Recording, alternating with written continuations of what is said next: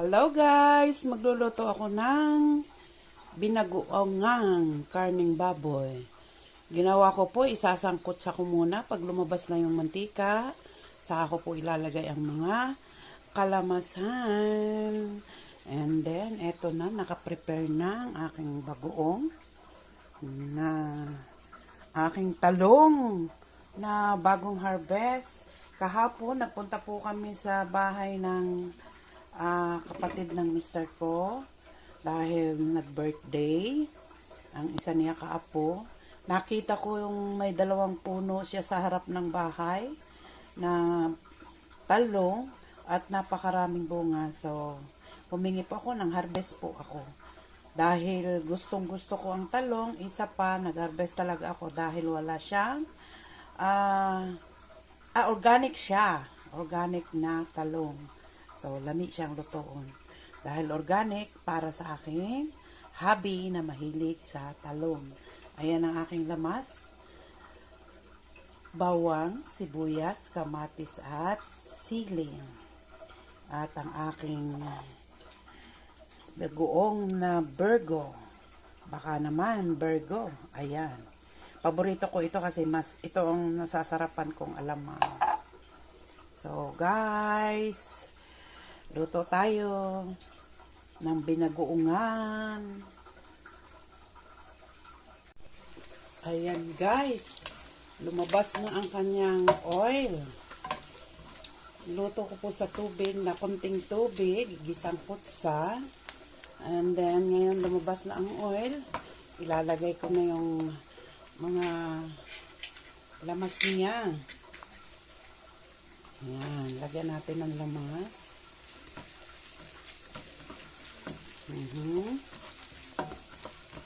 Noon ako talaga ang bawang. Gusto ko kasi yung bawang medyo mag-brown para mabango. Ayan. Gusto kong luto.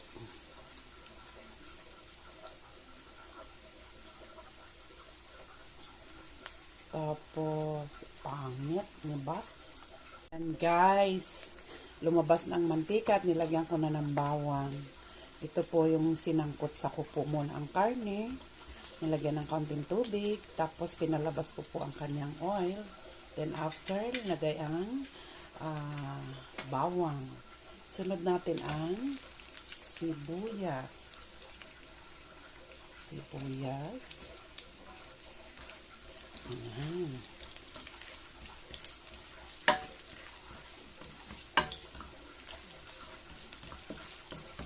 Bango. Amoy pa lang, ulam na. Ayan, nag-brown na talaga ang karne. Amoy pa lang, ulam na, ulam na. Tapos, ilalagay ko naman ang kamatis at sili. Kailangan maraming sili. Ayan.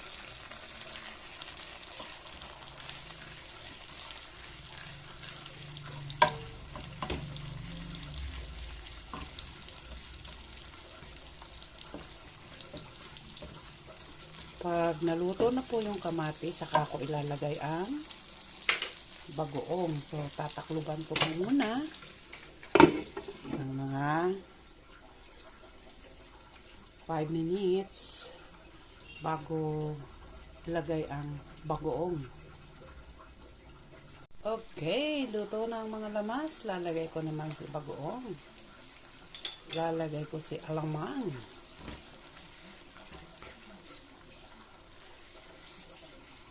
Hanggang sa maluto.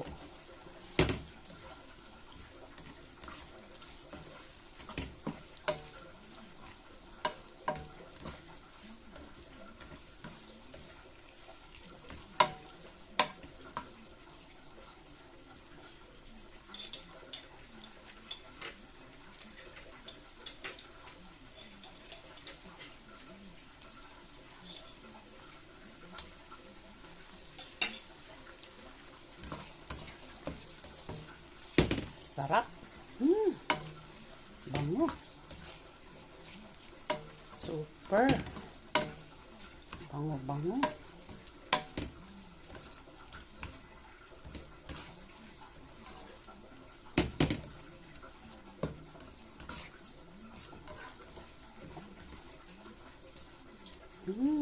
yummy.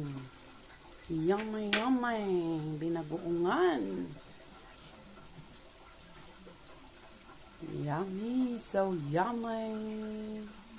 Luto na yan guys. Kaya lalagyan ko na ng talong. Ang aking special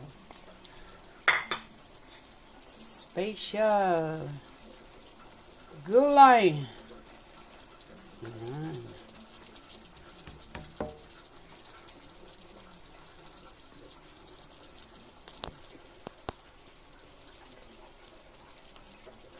Sarap. Sarap, sarap, sarap. Ang sarap, sarap. Gulay na masustansya. Bagong harvest. Binagoongang karning baboy na may talong, guys. Sarap ito. Ayan. Ayan natin kumulo. Ayan. Sarap, sarap, sarap. Ayan, dadami na naman ang rice natin ito. Pero kailangan magbawas talaga tayo ng rice.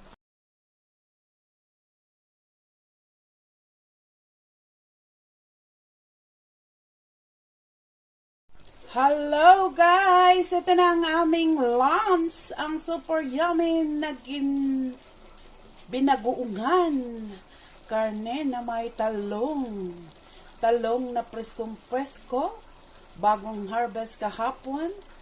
Sa punuan. Kung saan sa Magsaysay Tiyalig pa namin kinuha. Super layo.